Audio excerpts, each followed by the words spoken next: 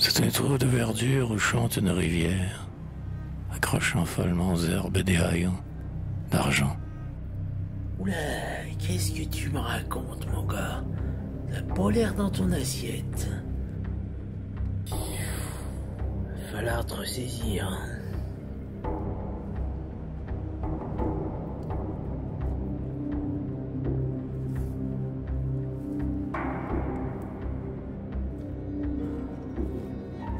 Le dormeur du Val. D'habitude, il boit du pastis, le pauvre. T'es sûr que c'est bien toi, mon ami? Qu'est-ce que t'as fait hier soir? T'étais complètement bourré, au point de finir ta nuit ici.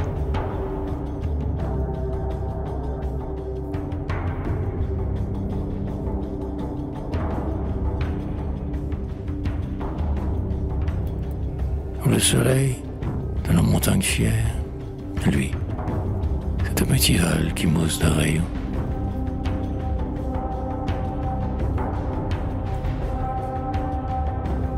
Un soldat jeune, bouche ouverte, tête nue, et la nuque baignant dans le frais cresson bleu, dort. Il est étendu dans l'herbe, sous la nuit, parlant son l'hiver où la lumière pleut.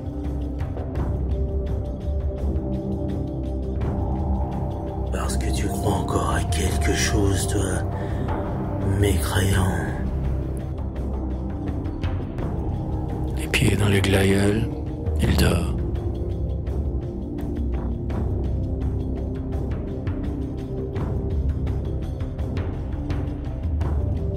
Souriant comme sourirait un enfant malade.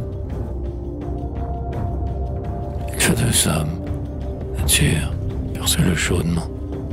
Il a froid. Les parfums ne font pas frissonner sa narine. Il dort dans le soleil, la main sur sa poitrine, tranquille. Il a des trous rouges au côté droit. Soulève ton terge de ton fauteuil et éteins-moi cette putain de télé. Espèce de blaireau. Allez, viens. Aujourd'hui, on a bien mieux à faire. Je t'emmène visiter ces magnifiques friches industrielles.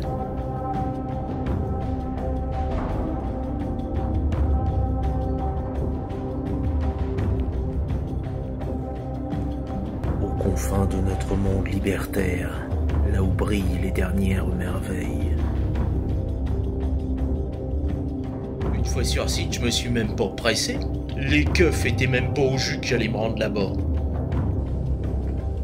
Oh mon Père, Seigneur du silence, ange suprême de la désolation, toi que les hommes insultent tout en rêvant de devenir tes adeptes, renforce ma volonté de sauver le monde d'une seconde épreuve du Christ et de son credo crasseux en ce monde. 2000 ans de sa domination, c'est trop. Montre à l'homme les enchantements de ton royaume. Insuffle-lui la grandeur de la mélancolie, le divin de la solitude, la pureté du mal, le paradis de la souffrance. Quelle perverse imagination a pu mettre dans la tête de l'homme que l'enfer brûle au centre de la terre? L'enfer est ailleurs, il est dans la constante monotonie de l'existence humaine. Il n'existe qu'un paradis. L'extase du royaume de mon Père.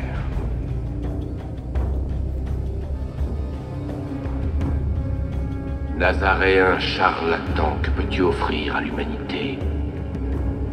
Dès l'instant où tu as été vomi de la blessure béante d'une misérable femme, tu n'as fait qu'étouffer en l'homme ses désirs grandissants sous un déluge de sermons moralisateurs. Tu as enflammé l'esprit pubertaire de la jeunesse avec ton dogme répugnant du péché originel. Et tu es prêt à le priver de la joie suprême au-delà de la mort en voulant me détruire.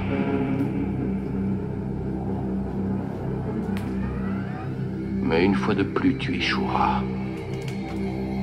Tu Tu n'as jamais pu me vaincre.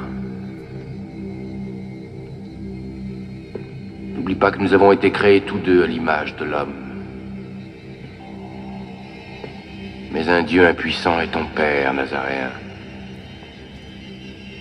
Alors que moi, j'ai été conçu par un chacal, né de Satan, le solitaire, ce clou.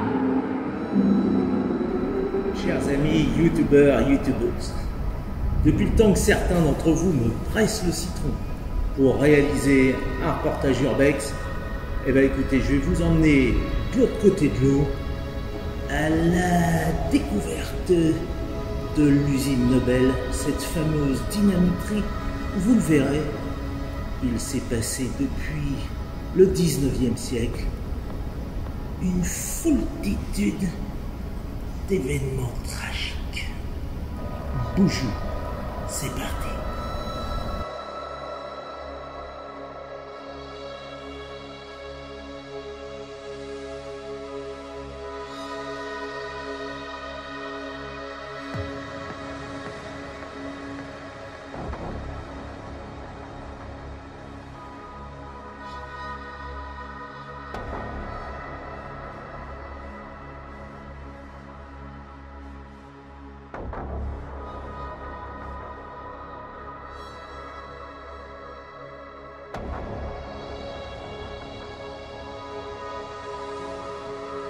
Demain, dès l'aube, à l'heure où blanchit la campagne, je partirai.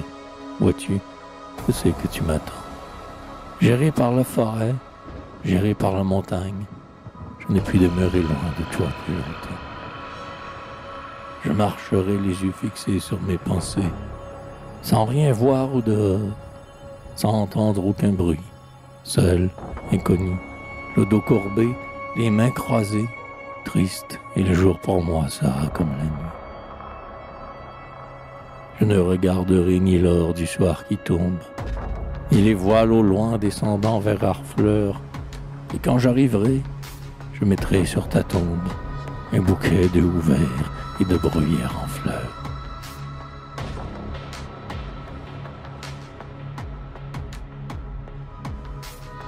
Moi aussi, tu sais, j'ai besoin de toi pour franchir la Seine et combattre tous les requins de ce monde moderne.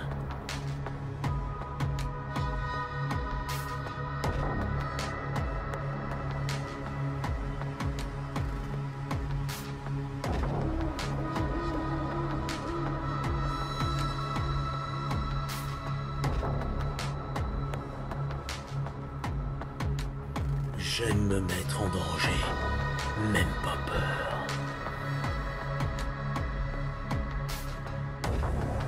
Nous irons de dos, nous irons à vélo, nous irons en moto, nous irons en bateau, mais nous irons quand même, en solo ou en duo.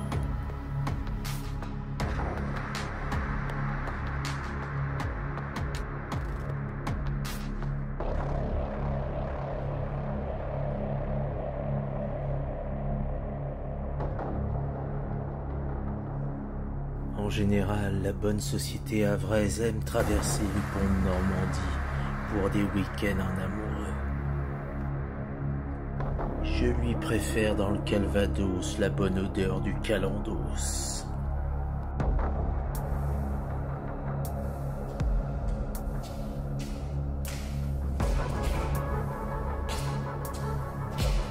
Les amis, bienvenue aujourd'hui dans l'usine de la peur, devenue l'usine du silence. Vu le contexte actuel, vu le sujet abordé, je sais pas ce que vous en pensez, mais il est temps de réaliser un film sérieux, hein? Enfin presque.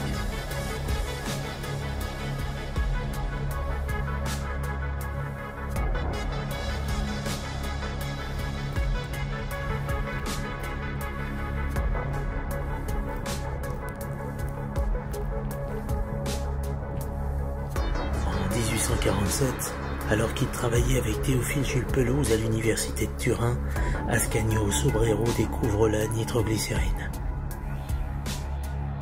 Lors de l'expérience, il est gravement blessé, victime d'une épouvantable déflagration à laquelle il ne pouvait s'attendre.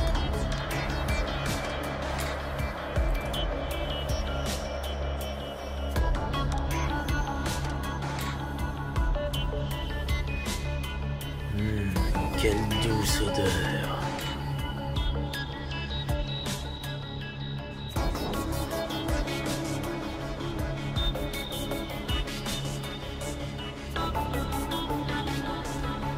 Dans les années 1860, Alfred Nobel met au point le processus de fabrication industrielle.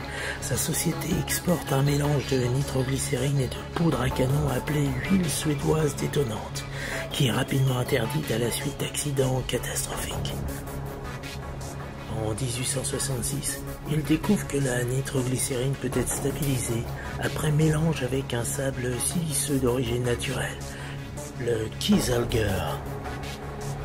Cette découverte permet le développement de la dynamite et des mélanges similaires, aussi nocifs que Jean-Marie le stylo. Il y a 32 ans, l'usine Nobel explosait une dernière fois.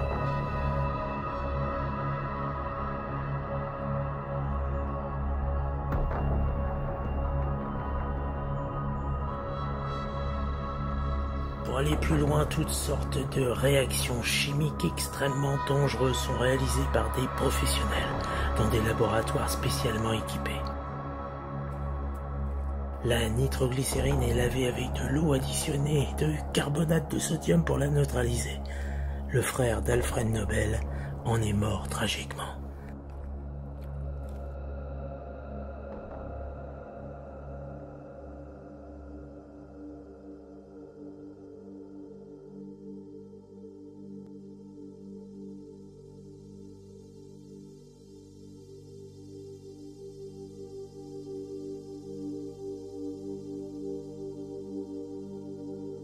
De tout temps, il y a toujours eu des mecs, peut-être comme moi, qui courent après les emmerdes.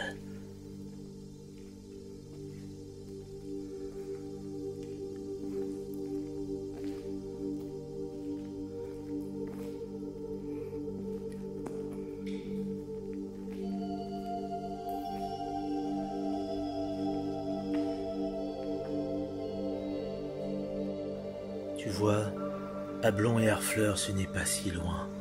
Il n'y a qu'une paire de fesses entre deux lunettes. Tu n'as jusqu'à sauter dans ton string sans toucher l'élastique, et tu seras habillé pour la visite.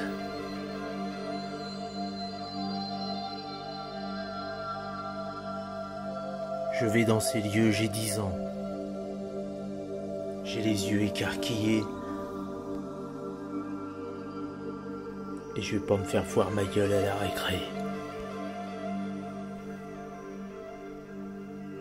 Vierge de tout préjugé et de toute idée préconçue. Ici, on est tous à poil.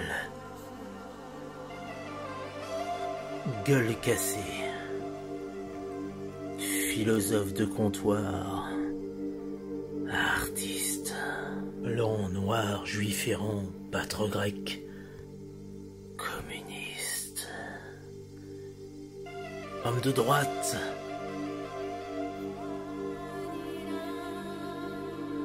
citoyen du monde, sans vérité absolue.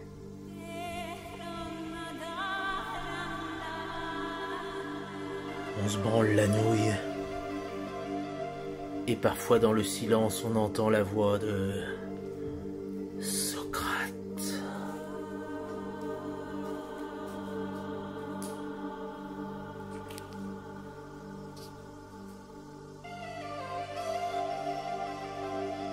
3 mars 1988, l'atelier d'encartouchage de la dynamiterie d'Ablon est pulvérisé, faisant 5 morts et 8 blessés.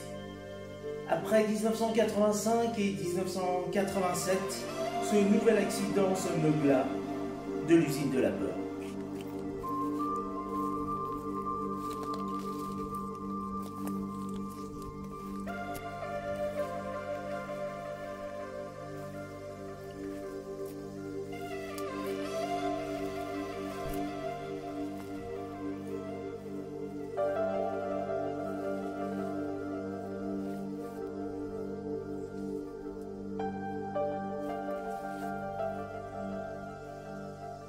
Jeudi 3 mars 1988, 8h45 du matin.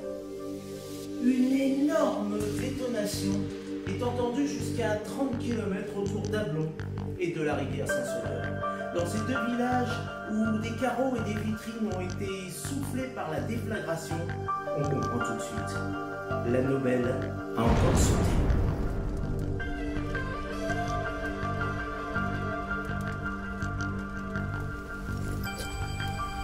Un paysage lunaire, un paysage apocalyptique, un paysage de désolation. Pour tous les habitants de ces communes voisines de cette fabrique surnommée l'usine de la peur, cette catastrophe qui touche la chaîne de fabrication est celle de trop. D'autres sont plus fatalistes, c'est ça ou le chômage. Il y aurait du boulot ailleurs, il n'y aurait plus personne ici. Faut vraiment qu'on ait besoin de bouffer.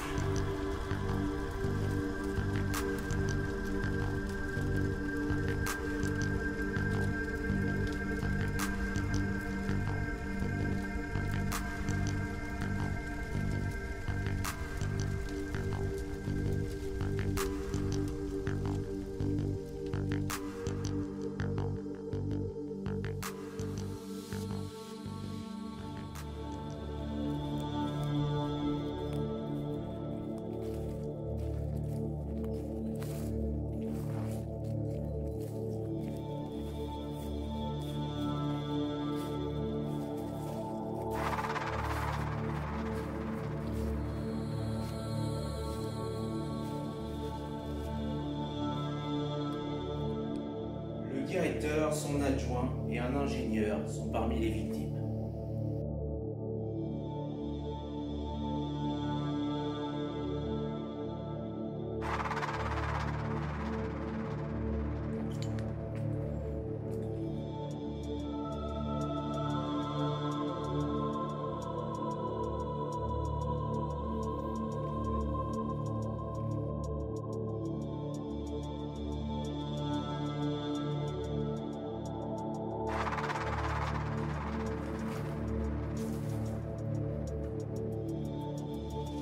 La souffrance sur la croix est vraiment très peu de choses en comparaison de l'agonie de mon père. Chassé de ton paradis, ange déchu, banni, injurié. J'enfoncerai plus à fond ces épines dans ta carcasse. Rance, toi le profanateur de tous les vices. Nazaréen maudit.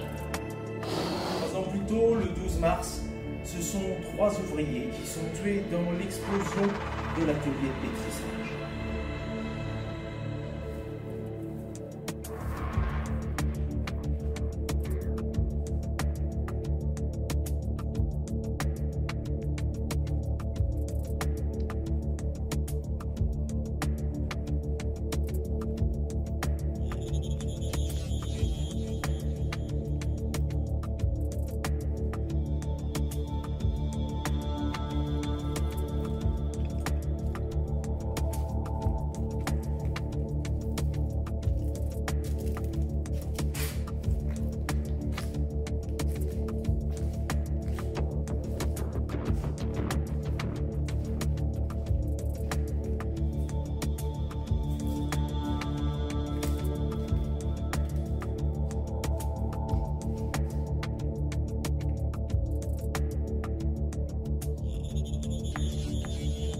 Satan,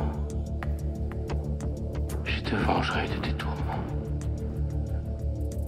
en détruisant le Christ à tout jamais.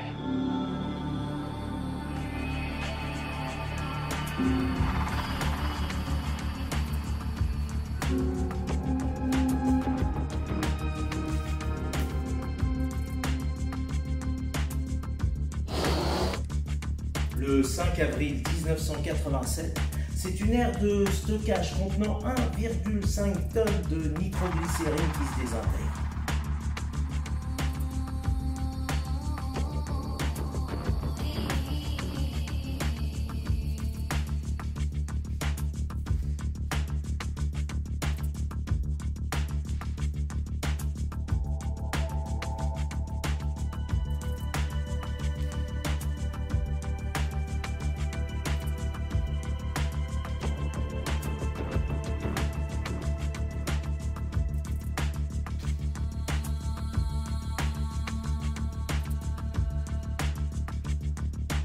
fois-ci, le bilan est très lourd. 5 morts, dont René Rubier, le directeur de l'usine, le chef de laboratoire Philippe Gentil, le chef de fabrication Marcel Delhomme, sont emportés par l'explosion de 300 tonnes de dynamite. Et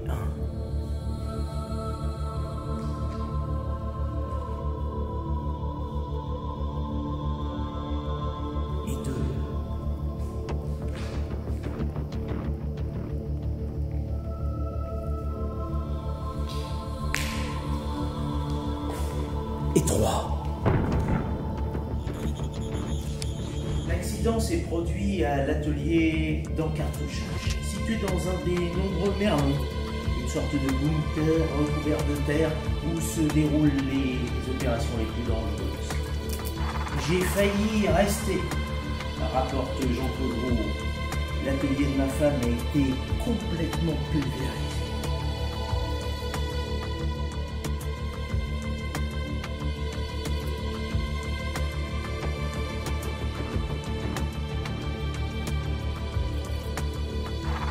Blessé et choqué, son épouse sera effectivement hospitalisée à Aiguemorville.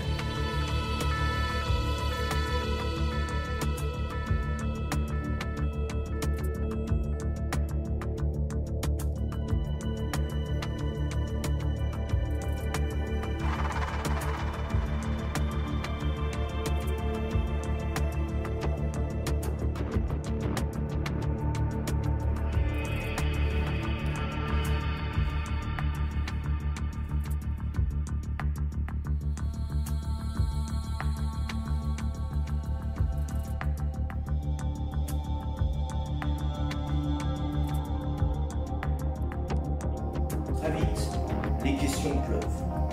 L'usine de la peur devient l'usine du silence. Négligence, matériel défaillant, complot.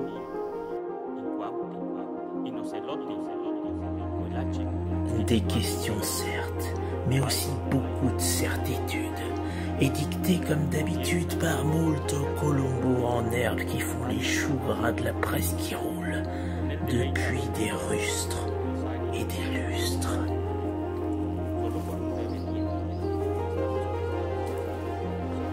Il y a un mot pour qualifier les personnes qui énoncent des avis sur des sujets qu'ils ne connaissent pas. C'est l'ultra-crépidarianisme.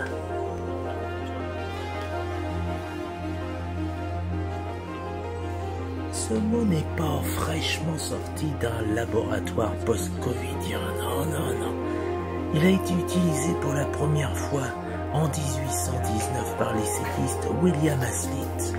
Son étymologie est relative à la locution latine sutor, ne supra crepidam, signifiant littéralement cordonnier, pas plus haut que la chaussure.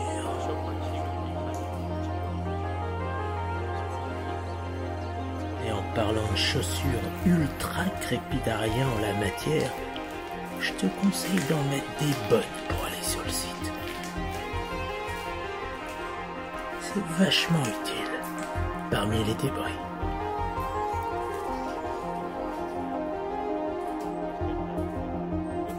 Toutes les hypothèses circulent. Depuis l'automatisation de la chaîne de production en 1984, nous avons subi 3 accidents. Le travail manuel était plus sûr, mais certainement moins rentable.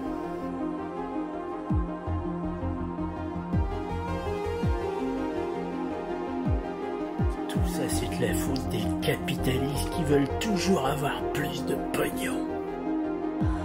Ils nous exploitent, ils nous mettent en danger comme dans le salaire de la peur avec Charles Vanel. Bref, toutes les éternelles litanies syndicales.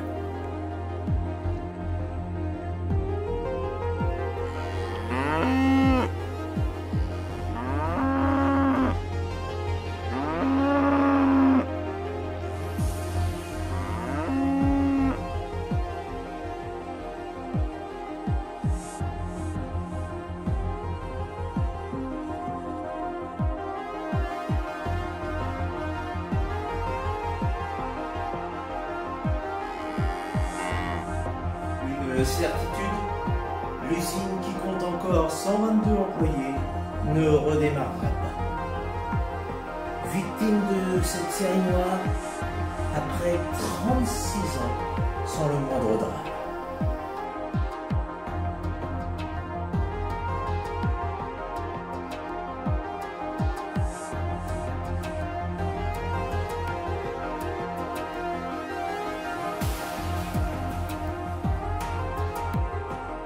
Il y en aura eu des morts ici, de familles endeuillées comme autant de membres arrachés que ces rushs à l'arrache exhument.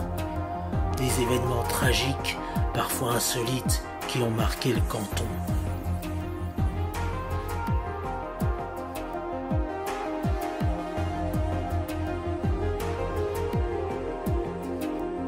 Puisque l'occasion nous en est donnée aujourd'hui, remontons encore un peu le temps. On n'est quand même pas venu là pour beurrer les sandwichs. Et ici, tout peut basculer en un instant. Crise cardiaque, incendie, explosion, champignons. MST, LSD, CGT.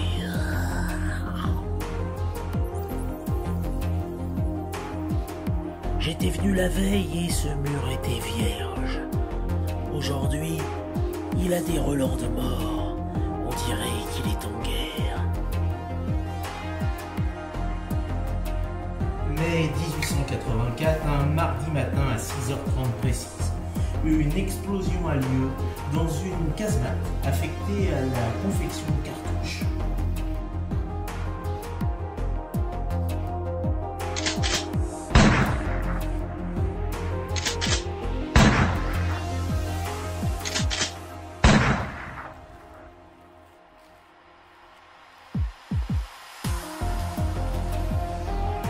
Le bâtiment vole en éclats. 3 hommes et 2 femmes, dont les cadavres vont être retrouvés à une très grande distance, hachés, mutilés.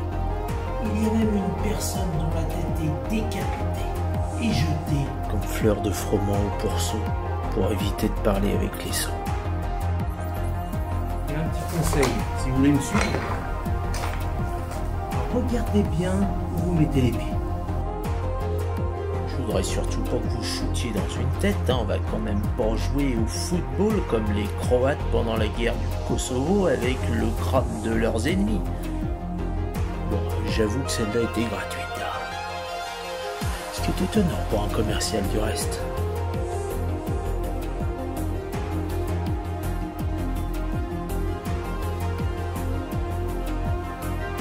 Allez, suivez-moi, on va aller voir le père Fouras en haut de sa vigie.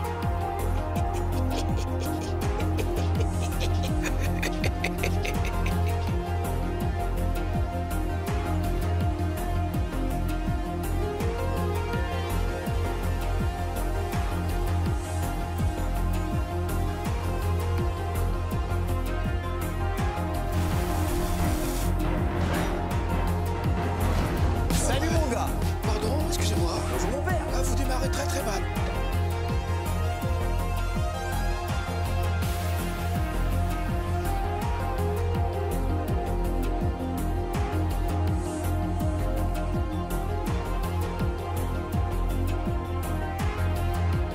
Mes chers amis, rejoignez-moi dans mon antre sur YouTube, sur mon Forbook, en gazouillis sur Tweetfor et sur Instafor.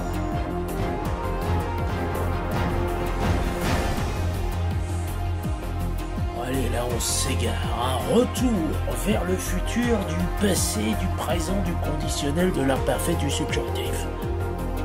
Depuis la fin du 19e siècle, date d'ouverture du site, il serait mort vite de faire le détail précis de l'ensemble des accidents et du nombre de victimes surtout. Jugez plutôt août de 1893, avril 1894, février 1896 avec un grand incendie, novembre 1899, 5 personnes de février 1926, septembre 1926, octobre 1927, septembre 1928, la liste est faramineuse, septembre 1938 un incendie.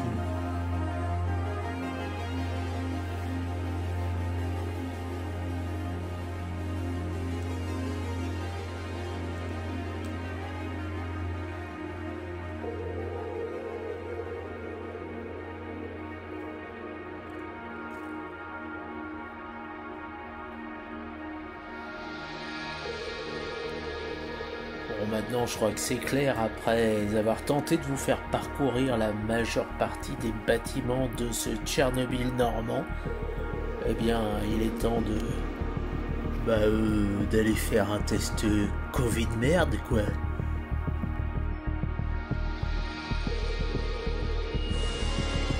Je suis toujours là.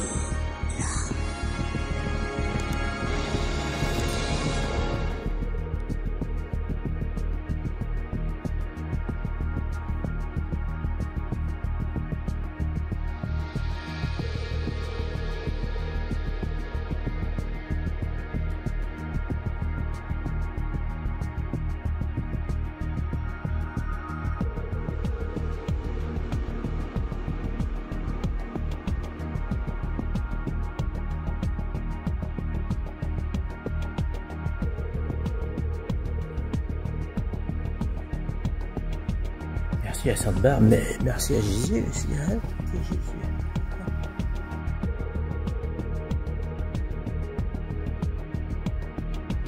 Et c'est sans doute ici, dans l'église d'Ablon, qu'ont eu lieu toutes les cérémonies d'adieu aux nombreuses victimes de l'usine du silence.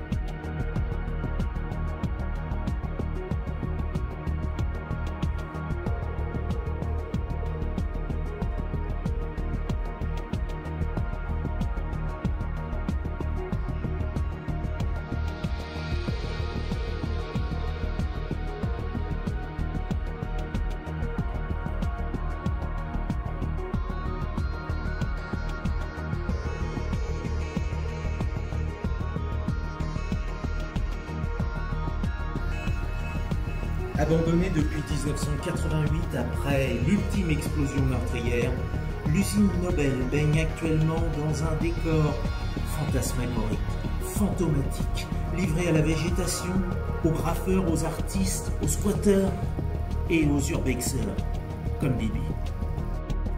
Je lui dis Cannibal Corse, c'est un dangereux, toi. Ah oui, il y a un petit bâtiment qui y a là-dedans. Attends, est-ce qu'on peut y aller à l'arrache là? Dans ces lieux, on croit toujours être tout seul. La preuve que non.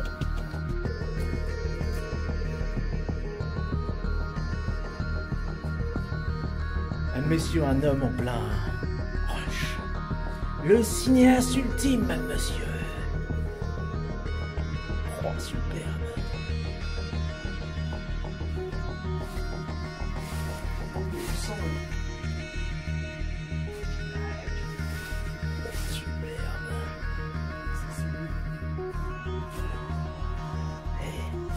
Attends, un rush sur Megadeth. Ouais. Attends, tête de mort. Tête de mort, Megadeth.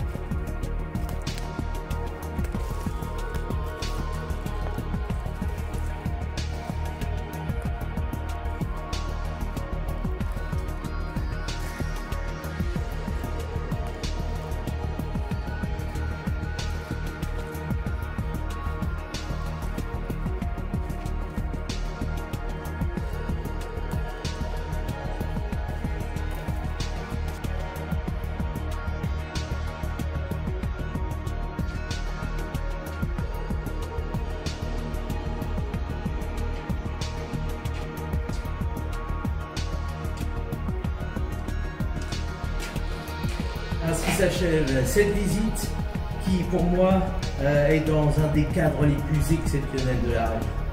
Rassurez-vous, la poutre supportait plus de 2000 kg de repos. Tranquille pas, je vais pouvoir rentrer à la maison peinard. Bonjour.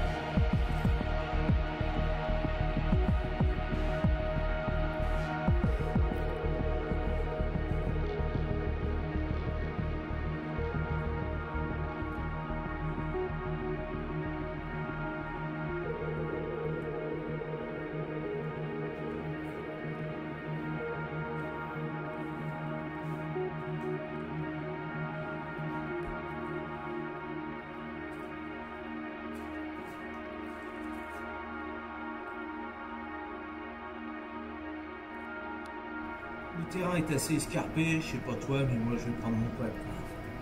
Allez. On se donne rendez-vous là-bas.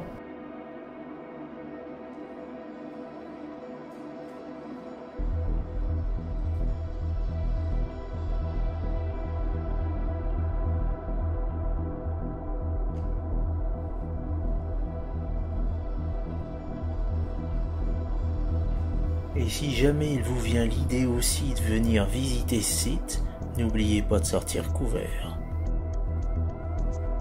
Car vu le nombre de bits que vous allez croiser, il est fort probable que vous repartiez avec des champignons, des streptococcus agalactiae, des candida albicans ou autres véroles. Alors à bon entendeur, salut.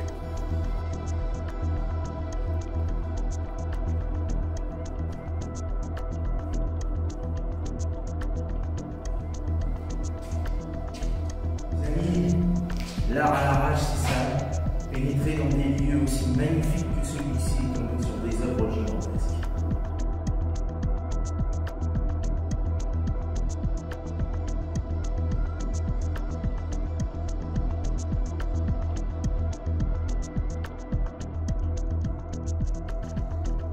Allez, cette fois-ci, mon coco, c'est bon.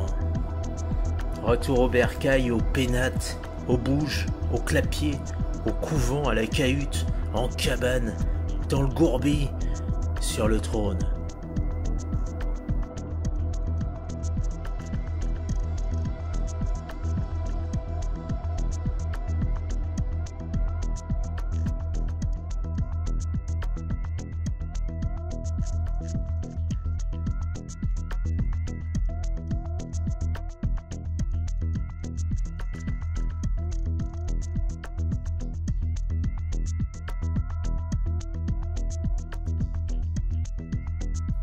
Mais avant, si vous le permettez, encore 2 pavés dans la mare, comme autant de bouteilles à la mer. J'aimerais rencontrer Jolek. Je trouve qu'il a quelque chose. Il a ce tout petit rien qui change tout. Alors mec, à bon entendeur, quand est-ce qu'on part à la chasse de celui qui crucifie tes œuvres ?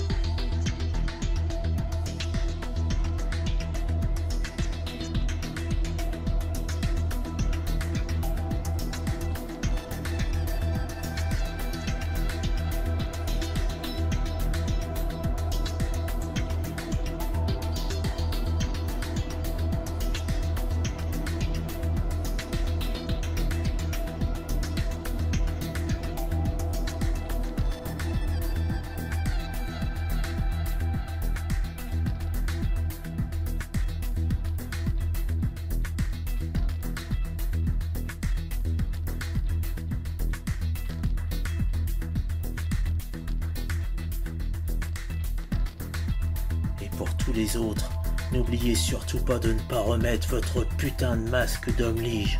Ça vous donnera l'air intelligent. Enfin, seulement l'air d'un temps. Sauf peut-être celui-ci, que je trouve magnifique, mais si triste. Ici, mes amis, on est seul au monde. Alors on peut tout se permettre, hein. Comme ça. Suivez-moi.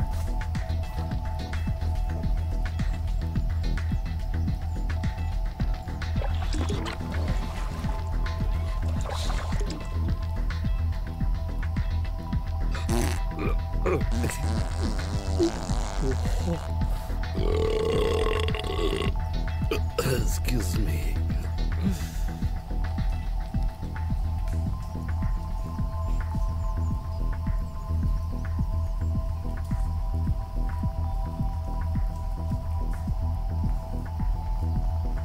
Tranquille. Personne pour nous faire chier. Bon.